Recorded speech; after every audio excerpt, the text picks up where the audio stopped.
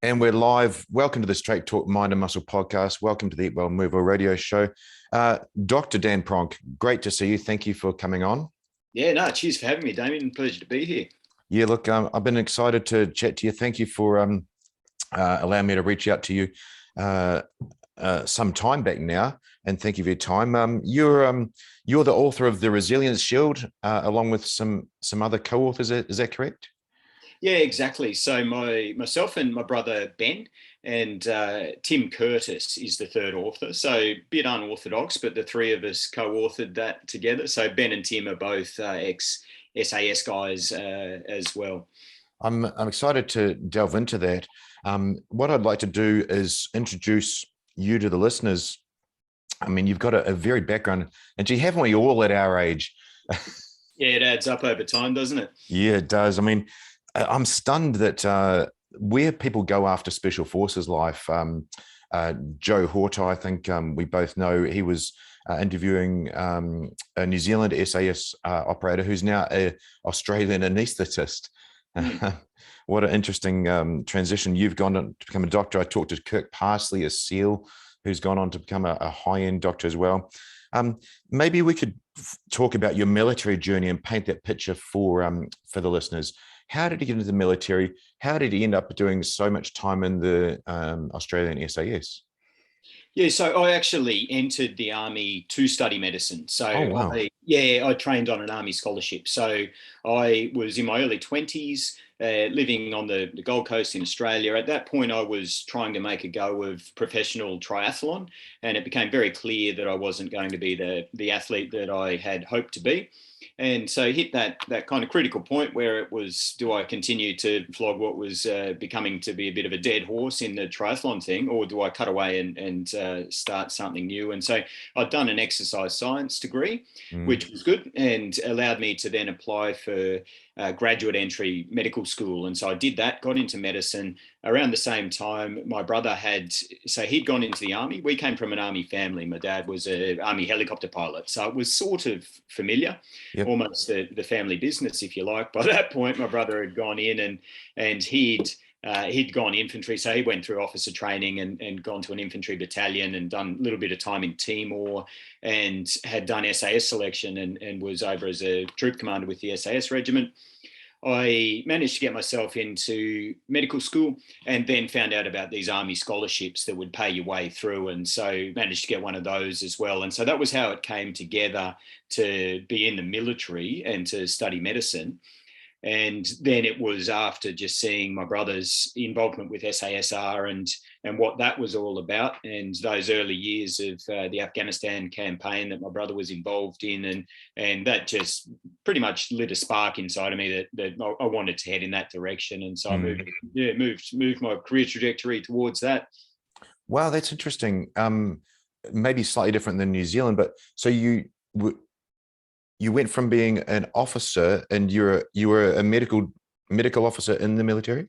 Correct. Yeah. So I stayed. That's what I was. So that's what I did with the SAS regiment. I was the doctor with the unit. Yeah. So never an operator. Went into special operations as a regimental medical officer and served the doctor with both SASR and the 2nd Commando Regiment. Oh, wow. That's interesting. So I won't mention her name, but I'd suggest that you know our medical doctor from New Zealand SAS. And I was just stunned at the closeness, the openness of being able to communicate with somebody who's on the same level as you as an operator. It was really, really cool. So interesting. I suspect I do know who you're talking about, and yeah, certainly a very, very special human being. I crossed paths with her a little bit, not much. Actually, I can't even recall where I first. Anyway, yeah. Right. Actually, I'll tell a quick story. Geez, I hope I don't steal your thunder, but I remember we had a regimental dinner, and I was sitting just at the start, and as the operators, we're just placed out amongst the guests. And this guest next to me would have been like a 70 or 80-year-old lady. And across from me was the regimental doctor or unit doctor at that time. And the lady got up to go to the bathroom. And I said to the doc, I said, who's she? What's she doing here? And she told me the story. She was the white mouse. Yeah. Probably whacked more bad guys than everybody in the whole room alone. And wow, I was just humbled that I saw these stories coming about Nancy Wake, I think it is. Yes. Yeah, Um, that sounds about right. Yeah. No, it's incredible. You just never know some people's past, and there's some incredible stories that remain untold, and very humble people that don't speak publicly about their amazing achievements. Yeah, humor and humility, that is the tenant. Well, that's an interesting military journey. And how long did you spend in the military all up, Dan? It's about 14 years in the end, but that included my medical schooling. So, which fundamentally I was a uni student like anyone else. I went to a civilian medical school, so our army doesn't have a medical school as such. So it's not like the States in that regard, but basically they just pay you to go off and get your education, and then you are a return of service after that. Yeah. So I didn't realize where you're at, and I love jumping on a show and organically getting to know a person. I think it's much more real. As we said, if you can't really go back and recapture those things. The medical doctor or the regimental doctor has a large input on selection and a lot of contact there. I'll ask the question maybe for the veterans and maybe for the up and coming operators that listen to this show. What do you see as some of the factors that go towards success on Special Forces selection courses? Yeah, that's something I've given a lot of consideration to, and it's a very interesting one. I can look at that from a couple of different angles. I was able to go and do SAS selection, so I did the course myself, and and then had the opportunity to look at it from the perspective of a doctor in support of it. And I think probably the biggest misconception is that it's predominantly a physical assessment, whereas it is predominantly a psychological assessment. I mean, the physical fitness part, as you're well aware, and anyone listening will be well aware, it's important, of course, but you see these incredibly physically fit soldiers pull the pin after 12, 24, 36 hours of a 3-week course, and they're not yet physically exhausted. They haven't even been tested physically compared to their level of fitness. It's a psychological game, and so it is a combination of the two. But I think that the psychological preparation for selection is something that's very poorly done, and I think that's a degree of that is that people don't understand the assignment, if you like. They don't understand that it is a psychological game. It's a job interview like any other, and so viewing it through the correct lens for what it is, and then preparing yourself psychologically as much as you are physically for the course, I think would put a lot of candidates in a lot better stead for completing the course successfully. It's interesting you say that, and things have changed so much from our days. I'll go back to you doing selection because that's very different than New Zealand. I noticed nowadays, there's a lot more known. I mean, it's unheard of for an operator, but he's speaking to a regimental doctor in an open forum like this, or former, sorry, for both of us. But people like Nick Caldwell at the Mill here in Perth. They're running potential special forces selection and SWAT, for the want of a better word, selection processes, which is all mental. They're running them through those things. Jim Jones over in the States, Mark Devine, SEAL officer, same sort of thing. They have those camps, and they're literally a mental preparedness that civilians or military guys that want to step up have to actually go and partake and probably pay for that as well. It's very different than we used to do. So maybe that brings us back to selection for you. That's very different. You actually had the chance to do selection yourself. Did you have some insight to it being in the regiment? Yeah, look, a little bit. So I wasn't with the unit at the time when I did the course. So okay. I'd gone in, I'd finished my medical schooling, did a couple of years as a junior doctor in the civilian system, which is the requirement of the scholarship scheme. Yep. Did my first year in uniform, where I did all my courses to become deployable as an Army medical officer. Yep. And then in my second year in uniform, I applied for and got the chance to go and do SAS selection. So and got through that, and then it was after that I went into special operations. But I'd had a little bit of an insight, actually surprisingly little from my brother. He wasn't very forthcoming at all. And like you said, I think it is that happy medium between, you don't want to give away all the state secrets, and you want there to be some surprise on the course. But that said, in my opinion, anyone who is serious about doing selection and is the sort of person that special operations are looking for will have had the initiative to go and seek out the information. They will have read widely about the course. They will have approached people. They will have listened to podcasts. And, you know, as you said, there's so much information out there that if you turn up to selection course with no idea what to expect, then you're not the sort of person that special operations is looking for in the first instance, in my opinion. That said, I think whilst there should be some secrecy around the selection process, simply knowing what is coming does not negate the fact that you have to do it. You know, it's like you know, and I've never given birth, but I imagine it's like a woman being told about how, you know, what it's like to give birth doesn't change the fact that it's still an experience, and it's a lot of pain, and it's a lot of this, and it's a lot of that, and they've still got to do it. You know, you still got to do selection. So I think there is that happy medium to, and then you've got to look at what's the agenda here at the end of the day with a special unit selection course. It's to select appropriate operators for that unit. And so then I believe you can make an argument that if you are better preparing by forewarning and forearming candidates for what they might expect, which allows them to prepare a bit better and perform better on the course, and then be potentially selected and being operated with the unit, then why is it that these special units have so much of an issue with their selection courses being spoken about? So, you know, I can see it from a bunch of different angles, and I think a bit of information out there is a healthy thing, and too much is, I don't know if there is such thing as too much information, because you still do have to step up and do it. That's a really good point. The difference between knowing and doing. Yeah. We'll definitely get to the resilience shield, because I'm trying to tie it in. That may then push us to SAS Australia. Yes. Because the things you've spoken about there is particularly, you may know lots, but you've still got to do it. We see that on the TV show. So let's transition to SAS Australia. Very interesting. These guys are in the public eye. They know what they're up for, Yeah.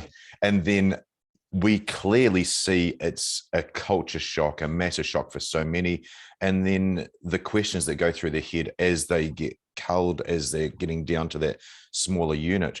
Let's talk through that. I wanted to touch on the challenges you found being part of SAS Australia, and then what you learned from watching just pure civilians, or I guess most of them are celebrities, watching them do it. What were your thoughts there? Yeah, that was an interesting beast to be involved with, and a lot of fun.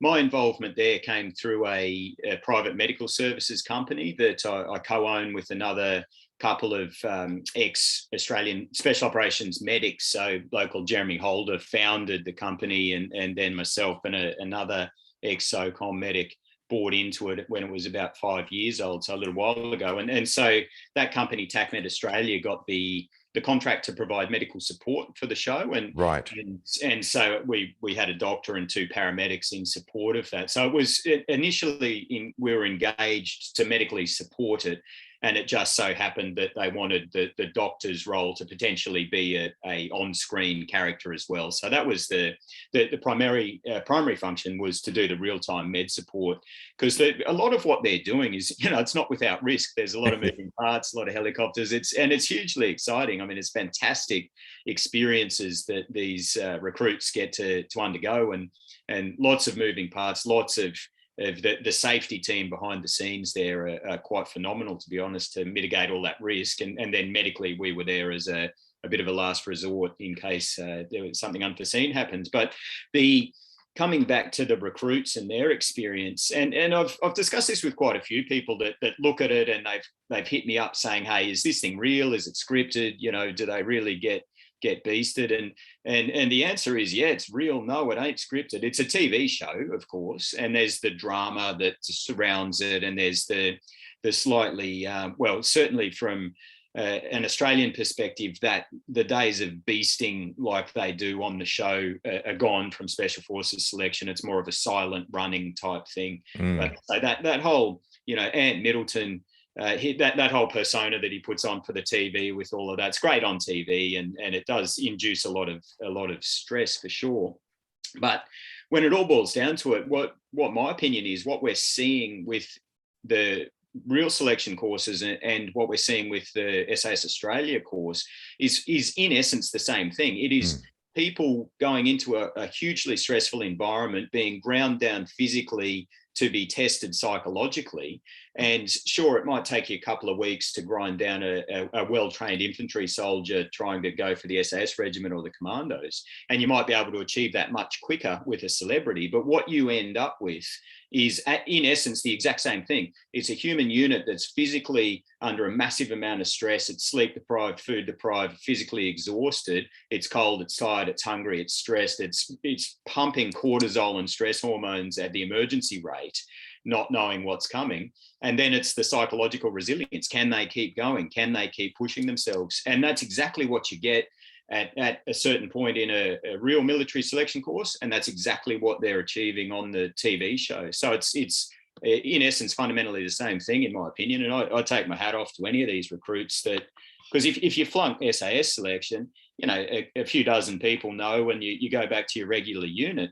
If you have a bit of a shocker on TV, you know, millions of people are watching that, and it can impact on your professional career. Oh yeah, I watched that with my partner Jess. She was a high-end athlete, which is interesting. A lot of these celebrities are high-end athletes, yeah. And we'd watch it, and she'd literally be going, "Why are they being like that at a certain stage?" And I'd say, "Well, this is what they're doing it for." And then 2 minutes later, it comes out on TV. This is what they're doing it for. Yeah. But really interesting what you said about the job interview side of selection for SSR. You know, these people on SAS Australia, the show, yeah, they might make it through a part, but it's a job interview to be a special operator. That's the intent at the end of the day. So sometimes they're just not, they're physically capable, mentally capable, but they're not there for that job. So they're not cut out for that part. And on my side, we're like, there's nothing against you at all. You're just not for this job. You're an awesome person. You made it here and here, but sorry, we can't take you further.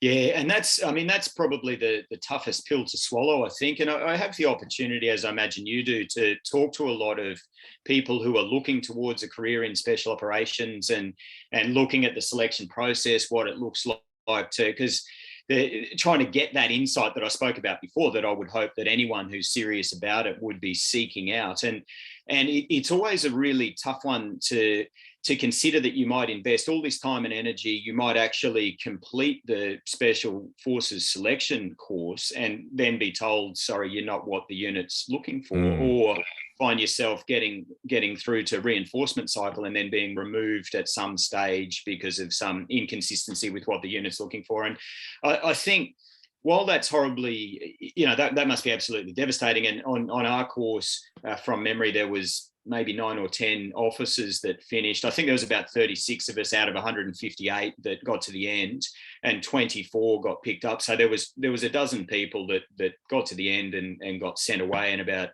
5 of the officers, I think, or 4 or 5. Anyway, there was a chunk of them, and it was heartbreaking, you know. And yeah.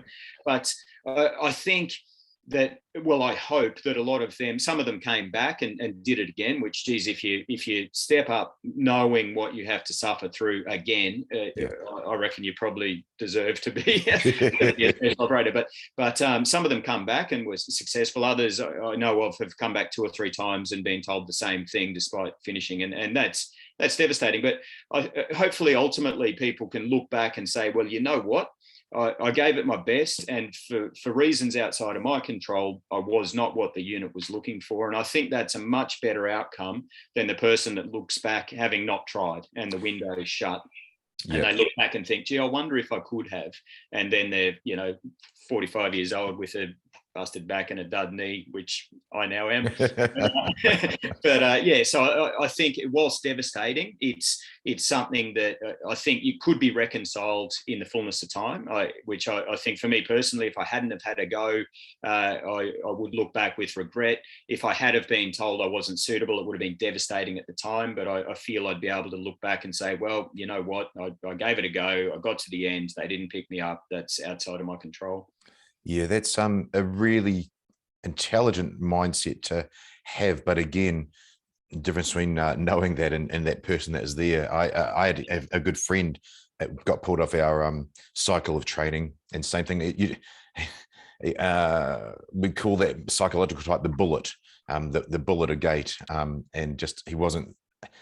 He would go and go and go, but he just wasn't capable of that fine level of, I guess, surgical precision, and it destroyed him.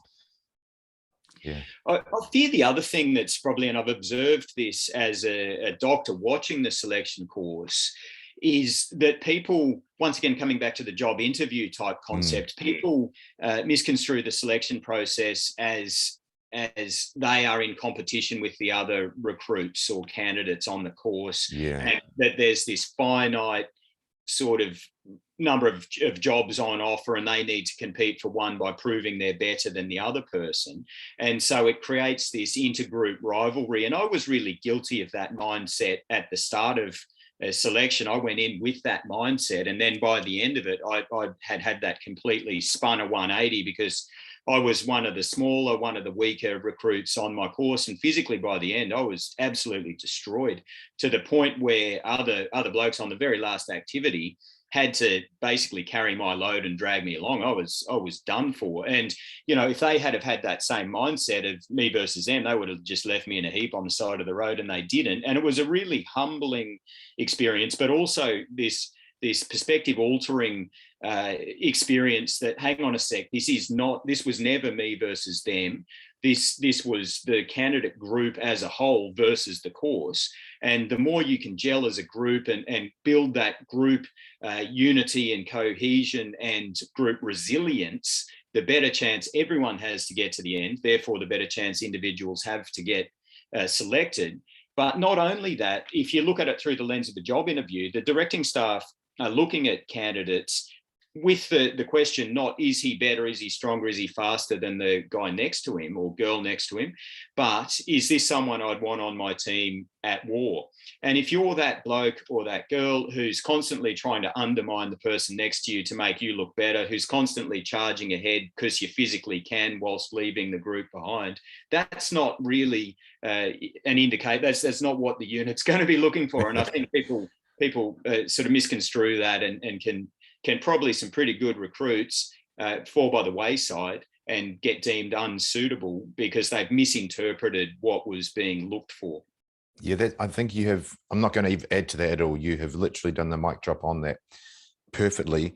Just going back to SAS Australia, Dan, what did you learn? Because it was a very unique animal, is, and the boys put it together very, very well. I remember watching it when the first series in the UK.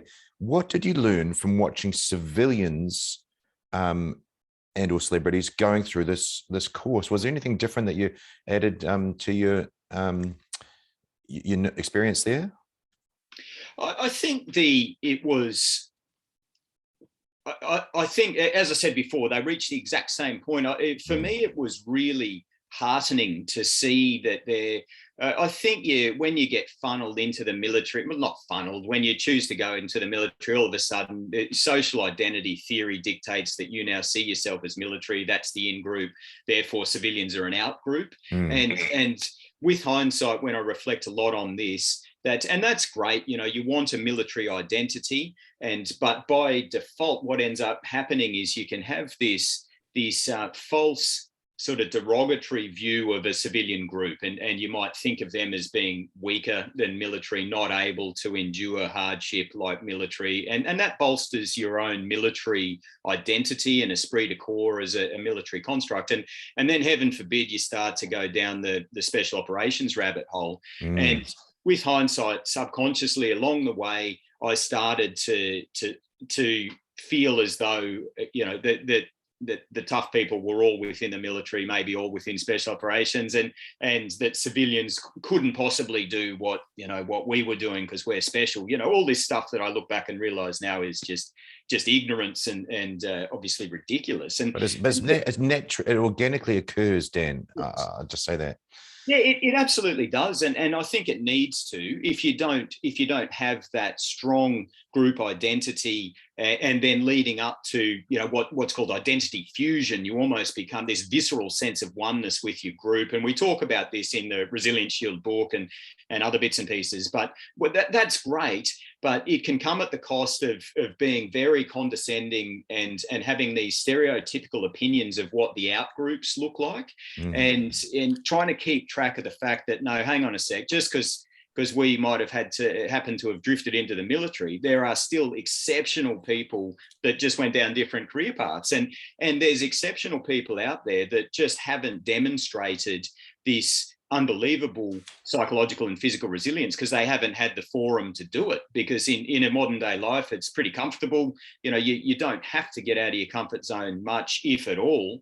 And you certainly don't have it presented to you where you can suffer through something like a special unit selection course.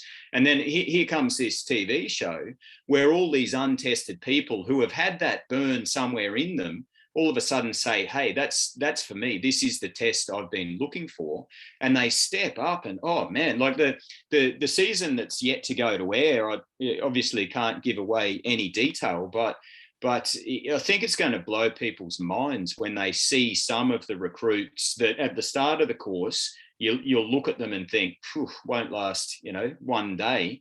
And these are the ones that are there right at the right towards the end. So yeah, you just never know. And it's to come back to your question, something that I realized, it just further reinforced to me that that toughness and extreme mental and physical and psychological resilience is not just within the military or military special operations. It's everywhere out there. It's just people are untested because they don't have the opportunity.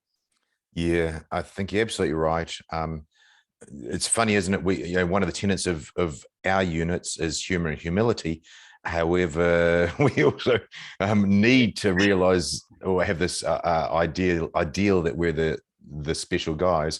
But I remember we had a civilian entry into the group selection at different stages, and one of our top operators, he was killed in action, unfortunately. Leon went from being a postman, a mailman, to being a badged SAS operator. So it does, as you say, bring us back to that humans are very, very capable. And it's interesting how we stereotype things in the military, which perfectly transitions into what you're saying about social identity, military identity versus the out groups and so on. That literally would push me into talking about the Resilience Shield. How did this come about? I mean, you're a doctor, special operations. You've now co-authored a book. Can talk us about how it came about and talk us through a framework of the book for everybody. Yeah. So what happened there was Ben, Tim and I all had gone in and out of our military careers. So Tim and Ben were both officers rising through the ranks with the SAS regiment. Ben commanded the regiment as the commanding officer for a tenure there, and then got out after that. Tim ended up as squadron commander with the unit and got out after that. And so they'd sort of moved off into their civilian careers. I'd gone through and done the medical officer thing and moved out as well. And we all had our unique experiences in different combat zones. And the thing that sort of all kicked this off for me was I'd had some experiences, as we all do, in particularly Afghanistan, where we'd lost some guys. I'd responded to guys, couldn't save a few of them, and these were mates of mine, and so of course that, I think, understandably stuck with me a little bit. But that was in 2011, and that started to occur, and then progressively along the rest of my time there and further trips to Afghanistan. But the thing that kicked me off down this resilience pathway was most of those demons, while I had a couple of wobbles while I was still in uniform, I was able to continue to function, continue to return to Afghanistan to do my job at the level that the unit required of me, and things didn't come apart in any great fashion at all. I just sort of was able to plow through. And then when I got out of the army, that was when things started to get really wobbly. And so within 6 months of discharge, and I think a lot of people experience this, you probably have yourself, it's that transition to civilian life. And so I had seen this discharge from the army as just being, I'll be safer than ever. As a civilian doctor, I doubled my wages from my army wage, earning more money. I'd be home. My wife had just given birth to our third son, so I'd missed a whole bunch of time with the first two kids. All I'd seen was positives. And then I get out, we establish ourselves in a civilian life, and I started to come a bit unglued. For the first time, I started to get proper kind of enduring symptoms of post-traumatic stress. And I just it seemed odd that I was never safer, never earning more money. Things on paper were better than ever, but psychologically I was starting to struggle. And so for me, with the way my brain's wired, I like to try and codify things and say, what's happening here? And I could look at it through a medical and a psychological lens and start to look at the literature. And that led to, well, what is stress? What is resilience? And it was clear that this construct of resilience was what was bolstering all of us throughout our military careers when these traumatic experiences were happening frequently. And yet we'd just keep plowing through, keep going, keep operating, keep doing our thing. And so I started to codify it, pick it apart, and look at what was it that was allowing us all to continue to function at the level required by the unit, despite all this stress. And if I could codify that and break it down into a granular level, I could rebuild it and become back to a better place. And so that was that was what kicked off the Res Shield. I wanted a roadmap back to a better version of myself as a civilian. I knew that I'd lost something huge in discharge. There's all that loss of identity, loss of purpose, loss of tribe, all this sort of stuff.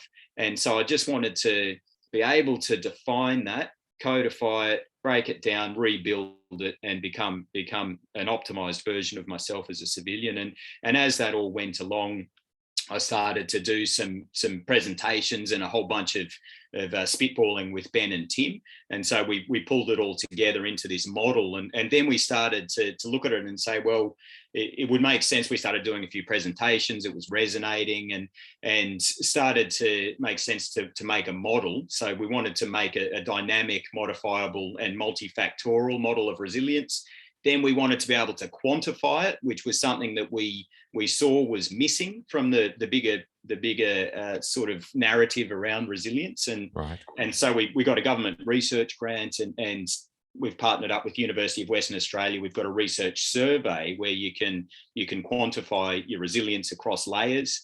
And then you can do interventions and re-quantify with the idea of looking for an actual statistical change based on your resilience intervention. So this was sort of how it all started and where it's headed. And the book fell out of all of that.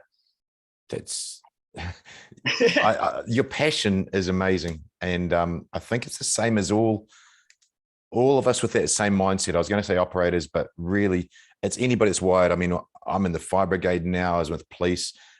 Most of us in the fire brigade, because it's a bit different than police, that same mindset. As I said before, my partner, that high-end athlete, as you might have seen on SAS Australia, is that same sort of mindset. You're passionate about delving into and creating solutions. I'm really interested in that survey. What a paradigm shift to quantify resilience. Yeah, it's something. Well, when we looked at pulling the trigger on this Resilience Shield project properly and writing a book, before we committed to all of that work, we had a good hard look at who else was in the market, what were they doing, and how do we differentiate ourselves. And it wasn't enough for us to just tell a few war stories and kind of try and hang everything on an ex-military or an ex-special operations history. Yeah, that's a hook and it's undeniable, and we use it. I think it's interesting to some, but we wanted to be able to hopefully add something new to the discussion around resilience, and also the overarching hope is to try and make this relevant to other people like us who may not have that same education or way of thinking or mindset to be able to look at this through a lens, because I fear there's a lot of particularly discharging veterans that end up in this black space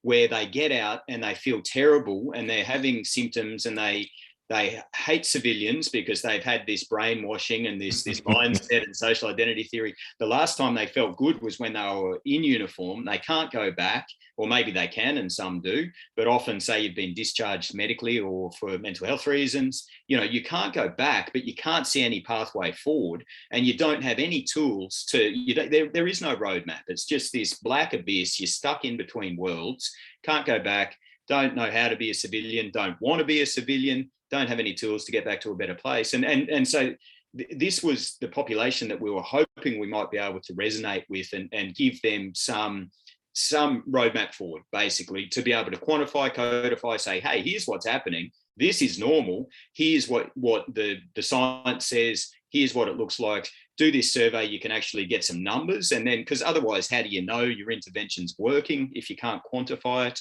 And so, so that was basically putting some substance behind what was otherwise just going to be 3 ex-army blokes saying, do this, you'll become resilient, which wasn't enough for us. That's brilliant, really brilliant. It's interesting when I interview vets. The show is sort of half vets, half scientists, and the muscle side. But they talk about the dark times, the dark space. You talked about the black space. That you talked about demons before and getting wobbly. Very, very Antipodean sort of words we'd use versus the American words and so on. But it's true, and it may not be from a traumatic event. It may literally just be from the transition. And I think a few weeks back when I spoke to, I was probably a Delta guy, maybe it was Pat Mack, about transition. I think the word, I had a eureka moment of what that word actually meant. It was a transition from what you said, your military identity, literally seeing yourself in body armor with an M4, to you're transitioning to a completely different identity and different world. I did have the question lined up of what was your plan to transition out of SASR, but I think you've surpassed that, and you've, more importantly, brought a solution. And I'm sure people listening, there was light bulb moments going off all for me there for the Resilience Shield. I think that's a must read for anybody in or out of the military that's or even in emergency services or having an identity issue. That would really do them a service to understand what's going on in their brain. Yeah, look, we hope so. I mean, we hope it adds value, and it is written for a broad audience. It was never designed just to be for a military audience. We wanted to try and back off and use the military underpinnings. There's no getting away from that. That's our experience, and that's our cumulative experience with stress and resilience. But we have in the book captured a whole bunch of non-military examples of resilience. We've got some really strong female representatives with some of the resilience vignettes, and so broadened it to try and make it widely applicable, but with the hope that it would engage the veteran space and talk to veterans and what I tend to term I use the term warrior, and I like to use that broadly to encompass not only military people but first responders, so your fireys, your cops, your ambos, all these unsung heroes. I fear that the military veterans, and particularly contemporary military veterans with experience in Afghanistan and deployments, Iraq, Timor, these places, that the general public seems to have a really favourable opinion of them, which is wonderful. Things are completely different to what they were in the Vietnam days, which must have been horrible to experience that overseas and come back to a unfavourable environment back home. But with that, and I think the general public is very sympathetic and empathetic towards veterans who might be struggling with their mental health, and that's great. PTSD is really being destigmatized. But I fear what's been lost in this narrative is what about our fireys? What about our cops? What about our ambos? I mean, the general public's really sympathetic towards a soldier who might have deployed for, say, 6 months, maybe done 2 rotations, spent a year of their life overseas, and that's great. They should be. Some people out there really struggling. It's great that they're getting the attention. But I fear, as I said, that what gets lost there is the career first responder who day in, day out for the entirety of their career, decades, is being exposed to trauma without that same public sympathy, empathy, and attention and funding for their mental health. So yeah, look, I mean that hopefully this work talks to the warrior culture, as I use that term more globally, and because these issues of transition, these issues of stress, of post-traumatic stress, anxiety, depression, suicidality is certainly not unique to the military. They're across the board with first responders, and the stressors are all still the same, and the ways you can build resilience at their fundamentals are still the same as well. I really love that. For people listening, resilience-shield or theresilience-shield.com. I'm going to be grabbing the book as soon as I can, and I'm sure I'll have my head down. Just very quickly, congratulations for writing the book. Really, that's a big step. You probably don't get that much.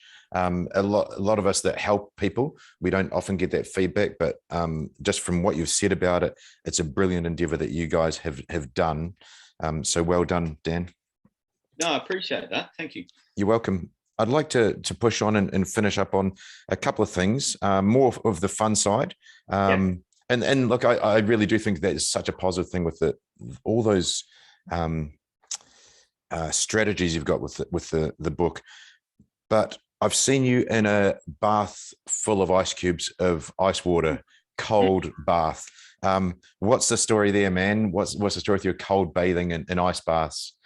Yeah, look, I've become more and more interested in a lot of certainly, I don't think I've delved into the biohacking space, but I've certainly gotten into the peripheries of the more left of centre wellness kind of strategies, and cold water immersion is something that really seems to work for me, as a lot of us have throughout a career with military or first response. I've racked up a few injuries over the years.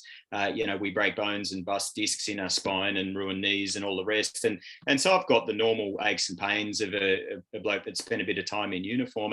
And I find, so initially a lot of this was designed towards dealing with aches and pains. And then I started to find that particularly the cold water immersion, it really helped my overall mood and well-being. And once again, I was doing it and enjoying it. I was enjoying initially, I think the thing that drew me to it was like I said, the aches and pains, but also that mental discipline of being able to immerse yourself into an ice cold bath. And then over the years, I've progressed that to starting to meditate in an ice bath and seeing if I can calm my mind into a meditative brainwave state whilst being in a freezing cold bath. And so I enjoy the mental discipline of it. Yep. The physical side of it, it makes me feel great. I mean, I feel, for me personally, it contributes significantly to reducing my overall systemic inflammation, among other things.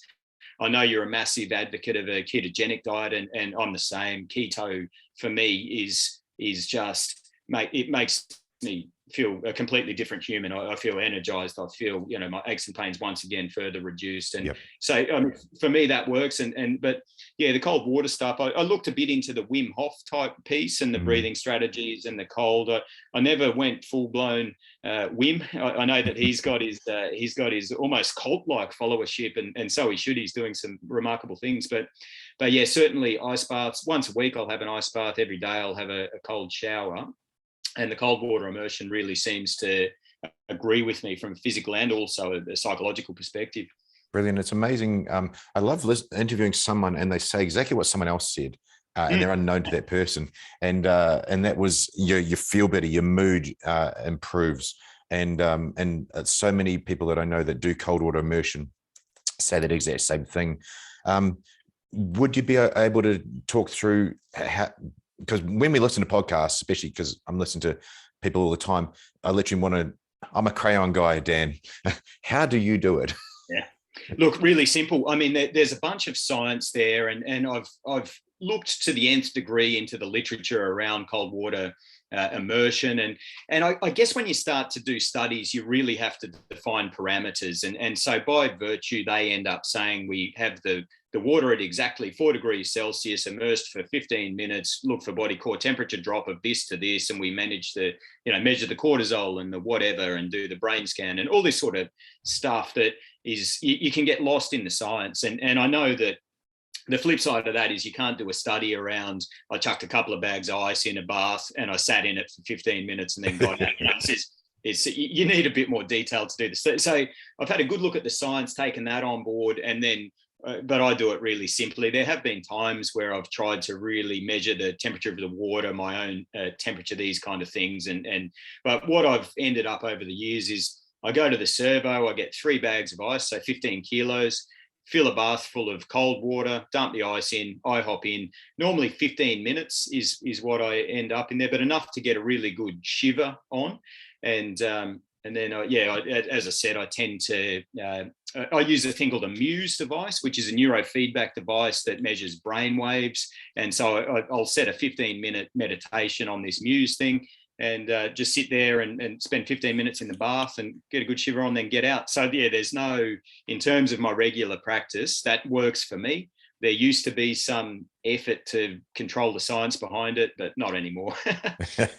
Oh, good. That's enough for Crayon Guy over here. I remember when we communicated, I got a couple of awesome photos, especially SF photos from you, but I have seen on Instagram the Muse in the bath there as well. That's a good photograph. Yeah, no, it's, I mean, I certainly have no affiliation with that company. I know there's other neurofeedback devices, and I do enjoy meditating in a range of different ways. Most of it is just organic, the normal sort of meditative process. I like the Muse device because it quantifies and gamifies meditation. I think there's a role for that. Yeah. And then there's also another system called NuCalm, NuCalm, which is a US system that I use as well. And so I think there's a role for all of them for me personally. But yeah, I quite like that Muse thing. Oh, brilliant. Look, it's been really interesting talking to you, Dan. I went into with just a skeleton framework of what I sort of perceived, but really appreciate you delving in so deeply into your journey, the different roles you've gone through, and now you're in a completely different role than you were as a special operations doctor. Yeah, look, thank you so much. When people want to find your book, we've talked, it's theresilientshield.com. Yeah, it is. I think just resilientshield.com. I don't think there's a V in front of it. No, that's all right. You've got me guessing now. You might be right. I don't know what my own website is. Yeah, no, just resilientshield.com. Resilientshield.com. Excellent. Yes. And on Insta, we've got Resilience Shield as well. Brilliant. Yep. Or just Dan Pronk. So yeah, me and Resilience Shield, you can find me on either. Great. And from what you said, we're looking forward to seeing you on the next season of SAS Australia as well. Yeah, I apologise in advance for that. I haven't seen any of the edit, so I don't know how to. No, it was a great fun to be involved with that, and hoping to continue that in the future. Yeah, awesome. Look, it's been great chatting to you. I'm sure this is going to be a very powerful show for people to listen to. And as we talked, off camera at the start, if anybody gets one little thing here that helps them, then it just helps me, and I suggest yourself as well. Pay it forward as well. Look, absolutely. No, I really appreciate the opportunity to be on the show. Thank you. Lovely. Thanks very much, Dan. We'll talk soon. Cool. Cheers, Amy.